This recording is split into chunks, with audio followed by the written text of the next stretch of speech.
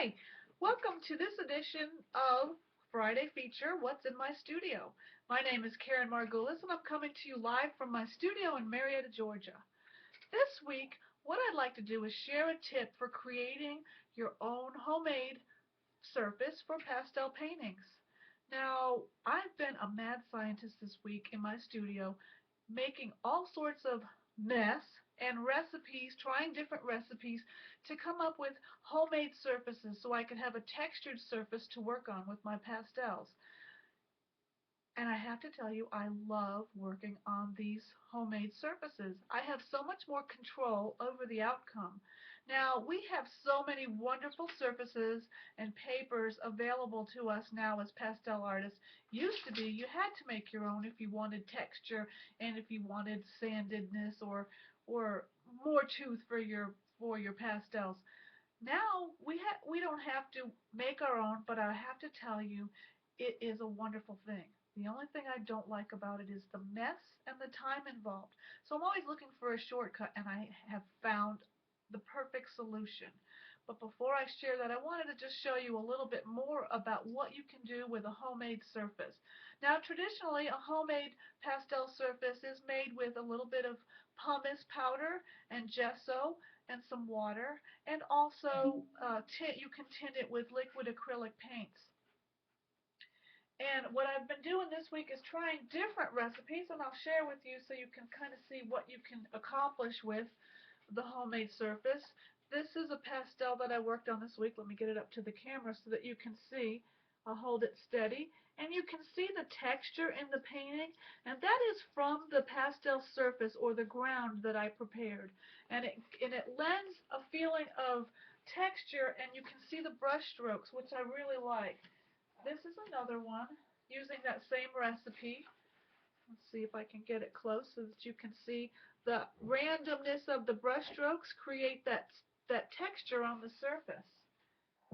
And this is another one. This is a different recipe. This recipe uses fine pumice gel, but still provides the texture that I really like in the painting. These are wonderful surfaces to work on, but like I say, I don't want to deal with the mess and the time involved to set it up. So when I found out this tip, friend shared this with me a few weeks ago, I was thrilled because now I can make my own surfaces and have control over that without going through the mess and the fuss. And what it is, oops, here we go. The secret is clear gesso. And I was so surprised to find out that clear gesso has a little bit of grittiness to it.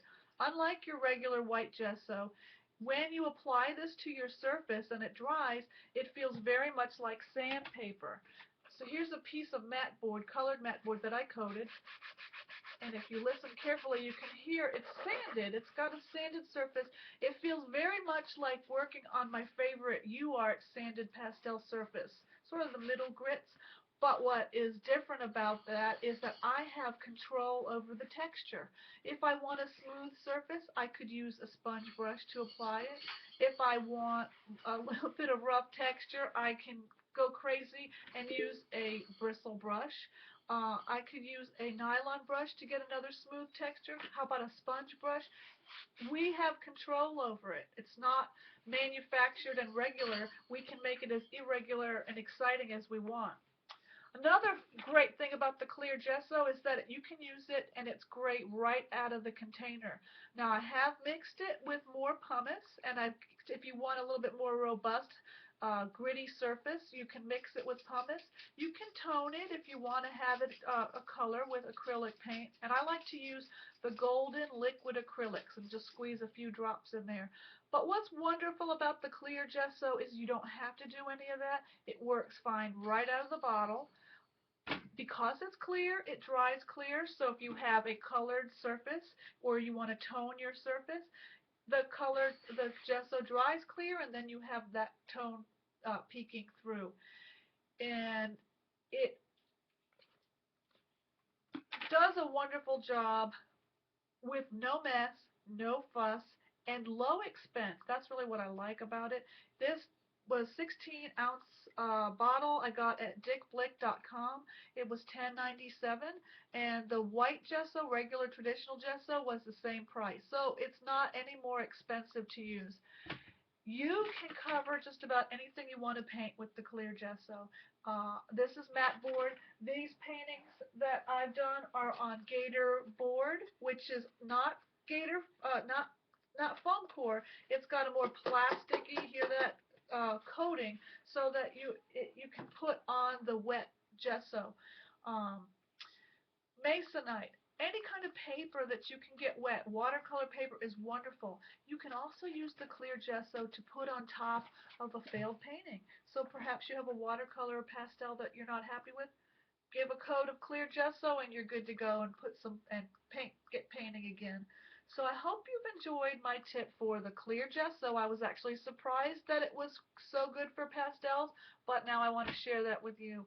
If you're interested in learning more about the traditional methods of preparing a pastel surface, I have prepared a handout which lists some of the recipes I've been working with.